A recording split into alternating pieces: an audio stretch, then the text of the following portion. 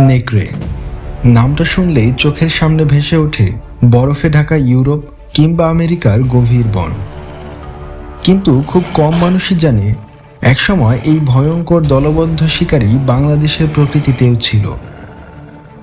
বাংলার খোলা তৃণভূমি আর শুষ্ক অঞ্চলে ঘুরে বেড়াতো একদল বুদ্ধিমান শিকারী, যারা দল বেঁধে শিকার করত, দূর থেকে যোগাযোগ করত হাউলের মাধ্যমে, আর রাতের অন্ধকারে তৈরি করত এক রহস্যময় পরিবেশ।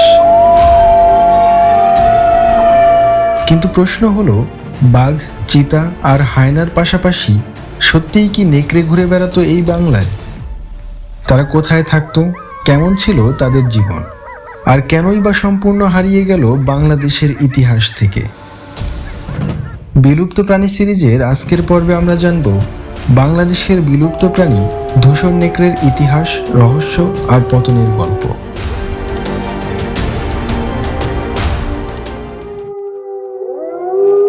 গ্রে উলফ বা ধূসর নেকড়ে হল ক্যানিডি বা কুকুর পরিবারের অন্তর্ভুক্ত হিংস্র ও অত্যন্ত বুদ্ধিমান এক ধরনের স্তন্যপায়ী বন্য প্রাণী। নেকড়ের যে তিনটি প্রজাতি রয়েছে, গ্রে উলফ, রেড উলফ এবং ইথিওপিয়ান উলফ, তাদের মধ্যে সবচেয়ে পরিচিত, বহুল আলোচিত এবং আকারে সবচেয়ে বড় নেকড়ে প্রজাতি হল এই গ্রে উলফ। গ্রে উলফ বা ধূসর নেকড়ে পৃথিবীর সবচেয়ে অভিযোজনক্ষম স্থলভাগের শিকারীদের মধ্যে অন্যতম। এরা বরফাচ্ছন্ন আর্কটিক অঞ্চল থেকে শুরু করে বন, তৃণভূমি, পাহাড়, প্রায় সব পরিবেশেই টিকে থাকতে পারে।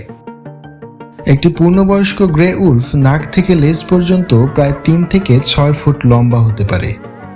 এদের ওজন সাধারণত 30 থেকে 65 কেজি পর্যন্ত হয়, তবে পুরুষ নেকড়েগুলো স্ত্রী নেকড়ের চেয়ে আকারে কিছুটা বড় হয়। নাম ধূসর নেকড়ে হলেও এদের গায়ের রং শুধু ধূসর নয়, বরং লালচে, বাদামি, হালকা সাদা বা কখনো কখনো কুচকুচে কালোও হতে পারে। গ্রে উলফ বা ধূসর নেকড়েই হলো আজকের গৃহপালিত কুকুরের একমাত্র আদি পূর্বপুরুষ। বিজ্ঞানী এবং গবেষকদের মতে আজকের পৃথিবীতে যত জাতের কুকুরই আমরা দেখি না কেন, তা হোক ছোট্ট চিহুয়াহুয়া কিংবা বিশাল জার্মান শেফার্ড, সবার ডিএনএ বিশ্লেষণ করলে দেখা যায় তারা মূলত ধূসর নেকড়েরই বংশধর। নেকড়ে থেকে কুকুরের এই রূপান্তরের পেছনের গল্পটিও বেশ রোমাঞ্চকর। আজ থেকে প্রায় 15 থেকে 30 হাজার বছর আগে মানুষ এবং নেকড়ের এই মেলবন্ধন শুরু হয়। তখন মানুষ স্থায়ীভাবে কৃষিকাজ শুরু করেনি, বরং যাযাবর বা শিকারী হিসেবে জীবনযাপন করত। মানুষের ফেলে দেওয়া খাবারের খোঁজে কিছু কম হিংস্র ও শান্ত স্বভাবের নেকড়ে মানুষের ক্যাম্পের কাছাকাছি আসতে শুরু করে। ধীরে ধীরে মানুষ এবং এই শান্ত প্রকৃতির নেকড়েদের মধ্যে একটি চমৎকার সম্পর্ক তৈরি হয়। যুগ যুগ ধরে মানুষ কেবল সেই নেকড়ে বা আদি কুকুরগুলোকেই একসাথে প্রজনন করিয়েছে যেগুলো ছিল বেশি বাধ্য, শান্ত এবং মানুষের প্রতি অনুগত। এই কৃত্রিম প্রজননের ফলেই হাজার বছর ধরে নেকড়েদের শারীরিক গঠন এবং আচরণে পরিবর্তন আসতে থাকে। তাদের কান ঝুলে পড়ে, লেজ বাঁকা হতে শুরু করে এবং কামড়ানোর প্রবণতা কমে যায়। কুকুর এবং গ্রে উলফের জিনগত মিল বা ডিএনএ এর সাদৃশ্য প্রায় 99.9%। এ কারণেই জীববিজ্ঞানে কুকুরকে নেকড়েরই একটি উপপ্রজাতি হিসেবেই গণ্য করা হয়। নেকড়েরা অত্যন্ত সামাজিক প্রাণী এবং এরা দলবদ্ধভাবে বসবাস ও শিকার করে। এদের দলকে বলা হয় প্যাক। একটি দলে সাধারণত 5 থেকে 12টি নেকড়ে থাকে।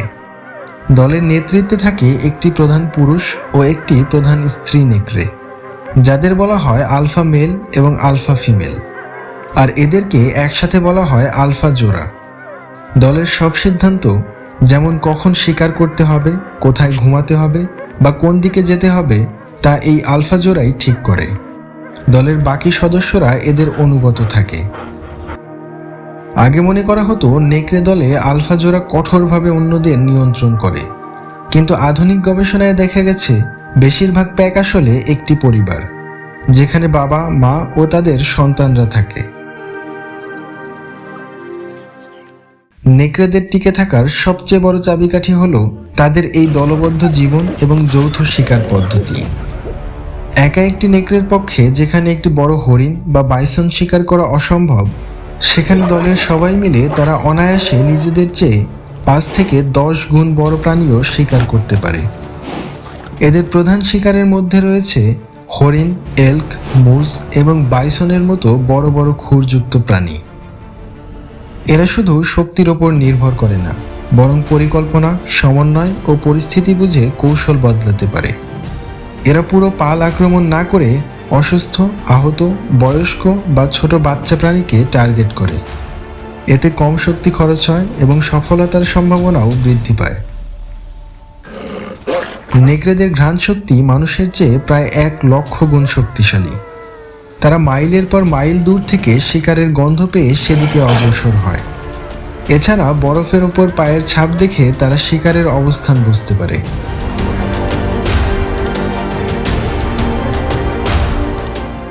নেকড়েরা খুব দ্রুত দৌড়াতে পারে, ঘন্টায় প্রায় 50 থেকে 60 কিলোমিটার।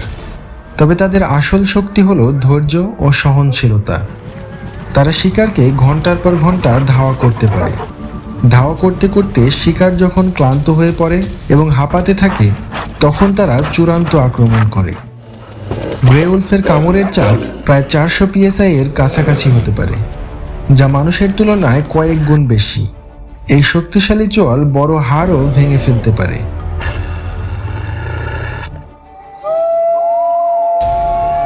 নিশুত রাতে বনের নীরবতা ভেঙে যখন এই শব্দ ভেসে আসে, তখন বুক কেঁপে ওঠে না এমন মানুষ খুঁজে পাওয়া দায়।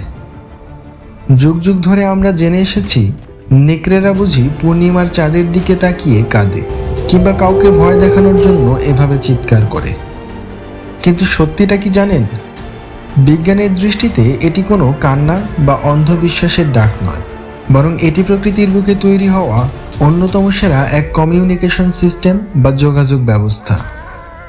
সহজ কথায় এই হাউল হলো নেকড়েদের নিজস্ব স্মার্টফোন। মাইলের পর মাইল দূরে থাকা সদস্যদের খুঁজে বের করতে, শিকারের আগে সবাইকে এক জায়গায় জড়ো করতে কিংবা অন্য কোনো শত্রুকে নিজেদের সীমানা সম্পর্কে সতর্ক করতে নেকড়েরা এই নিখুঁত টেকনিক ব্যবহার করে। এখানেই শেষ নয়, এদের ডাকার পেছনে রয়েছে এক দারুণ মনস্তাত্ত্বিক খেলা। যখন পুরো দলের নেকড়েরা একসাথে কোরাস গেয়ে ওঠে, তখন তারা প্রত্যেককে আলাদা আলাদা সুরে ডাকে। কেন জানেন? যাতে শত্রুপক্ষ দূর থেকে হিসাব মেলাতে না পারে। মাত্র 5 থেকে 6টি নেকড়ের ডাক শুনে মনে হয় সেখানে বুঝি 20 থেকে 30টি নেকড়ে ওত পেতে আছে। আর চাঁদের দিকে মুখ করে ডাকার রহস্য? আসলে চাঁদের সাথে এর কোনো সম্পর্ক নেই। ওপরের দিকে মুখ করে ডাকলে শব্দ বাতাসে বাধা না পেয়ে প্রায় 10 থেকে 16 কিলোমিটার দূর পর্যন্ত অনায়াসে পৌঁছে যেতে পারে। কেবল সেই বৈজ্ঞানিক কারণেই তারা মাথা উঁচু করে ডাকে। আর পূর্ণিমার রাতে কখনো কখনো এরা ডাকার সময় কাকতালীয়ভাবে পেছনের দিকে চাঁদের উপস্থিতি মানুষের মধ্যে এই ভুল ধারণার সৃষ্টি করেছে। তাই পরের বার যখন নেকড়ের এই ডাক শুনবেন, তখন ভয় পাবেন না। জানবেন প্রকৃতির এই অদ্ভুত ওয়্যারলেস নেটওয়ার্কে তখন কোনো জরুরি মিটিং চলছে।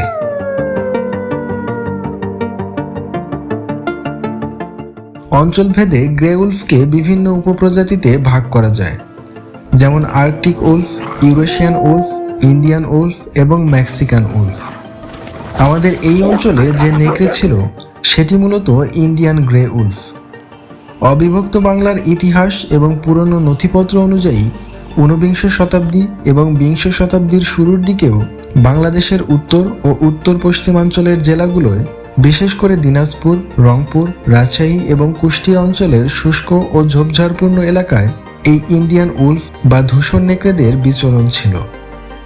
এরা মূলত ভারতের পশ্চিমবঙ্গ ও বিহার সংলগ্ন সীমান্ত এলাকা দিয়ে বাংলাদেশে যাতায়াত করত। যেহেতু এরা ভারতীয় উপমহাদেশের শুষ্ক অঞ্চলের নেকড়ে, তাই শীতপ্রধান দেশের নেকড়েদের মতো এদের গায়ে ঘন বা লম্বা লোম ছিল না।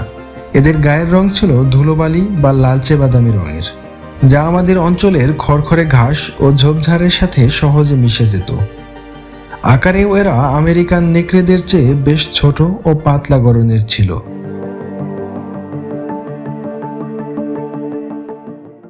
কিন্তু পরিতাপের বিষয় এই যে এই অসাধারণ প্রাণীটি আমাদের দেশ থেকে আজ সম্পূর্ণ বিলুপ্ত।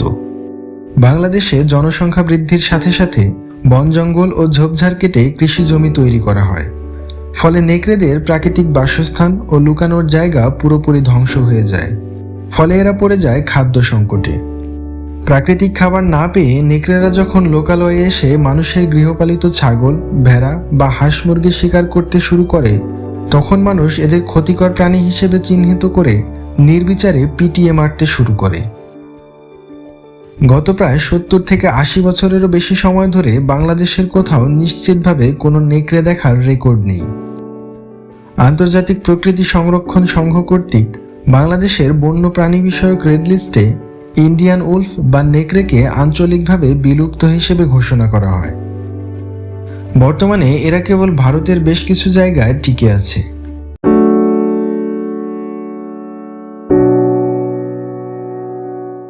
কিন্তু গত কয়েক বছর আগে এক চমকপ্রদ ঘটনা ঘটে। বিজ্ঞানীদের ধারণা ছিল 1940-এর দশকের পর বাংলাদেশ থেকে ধূসর নেকড়ে সম্পূর্ণ বিলুপ্ত হয়ে গেছে। 1940 সালে নোয়াখালীতে শেষবারের মতো এটি দেখা গিয়েছিল বলে কিছু রেকর্ড ছিল। কিন্তু দীর্ঘ 80 বছর পর 2019 সালের জুনে বরগুনার তালতলিতে একটি অদ্ভুত প্রাণী স্থানীয়দের হাঁস মুরগি শিকার করতে গিয়ে ধরা পড়ে এবং দুর্ভাগ্যবশত পিটুনিতে মারা যায়।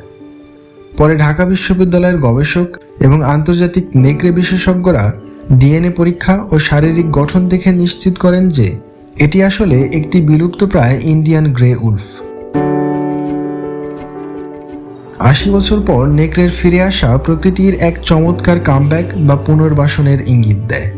প্রকৃতি আমাদের মনে করিয়ে দিচ্ছে যে সুযোগ পেলে বন্যপ্রাণীরা তাদের হারিয়ে যাওয়া রাজ্য ফিরে পেতে চায়। কিন্তু আমরা যদি আমাদের মানসিকতা পরিবর্তন না করি এবং এই বিরল প্রাণীদের নিরাপত্তা দিতে না পারি, তবে এরা চিরতরে হারিয়ে যাবে এবং প্রকৃতিতে তাদের প্রত্যাবর্তন কেবল নথিপত্রেই সীমাবদ্ধ থাকবে। আপনার কি মনে হয়, এদেরকে কি আবারও আমাদের বনভূমিতে ফিরিয়ে আনা সম্ভব? কমেন্টে জানান আপনার মূল্যবান মতামত। ভিডিওটি ভালো লাগলে লাইক করবেন। এই সিরিজের অন্যান্য ভিডিওগুলো পেতে আমাদের চ্যানেলটি সাবস্ক্রাইব করুন।